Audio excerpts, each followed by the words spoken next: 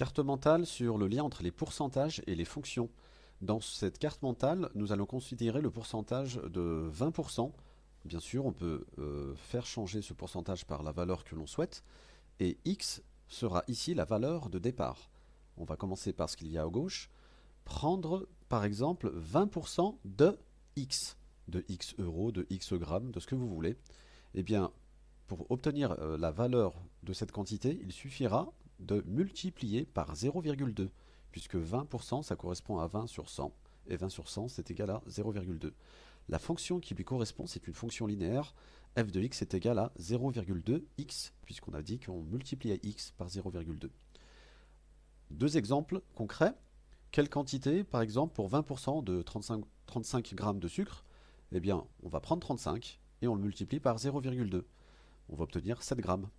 Ou encore, si 20% représente 12 minutes d'un film, quelle est la durée totale de ce film? Alors là, vous voyez qu'on a la valeur finale et qu'on recherche la valeur initiale, la durée totale du film.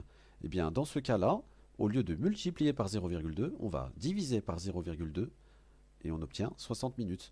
En quelque sorte, on a trouvé l'antécédent de 12 par la fonction f de x égale à 0,2x. Ensuite, pour augmenter x de 20% maintenant. Alors, observez le petit dessin ici à gauche. On a 100% qui est notre valeur de départ.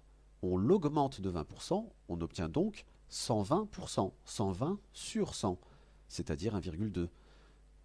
On multiplie donc la valeur par 1,2. On a la fonction f de x est égale à 1,2x. Deux exercices concrets. L'effectif d'un collège de 450 élèves augmente de 20%. Alors nous, pour connaître donc le nombre d'élèves dans ce collège, et non pas de combien d'élèves on va avoir en plus dans ce collège, il suffira simplement pour trouver du premier coup de faire 450 fois 1,2 et on obtient 540 élèves à la rentrée. Autre exemple, cette fois-ci, après une hausse de 20%, un bol coûte 12 euros. Quel était l'ancien prix? Donc c'est comme tout à l'heure, hein, cette fois-ci on ne cherche pas l'image, comme l'exercice précédent, mais cette fois-ci on cherche l'antécédent. On voudrait connaître le prix qui précède. Et bien comme tout à l'heure, au lieu de multiplier par 1,2, nous allons diviser par 1,2 et on trouve 10 euros.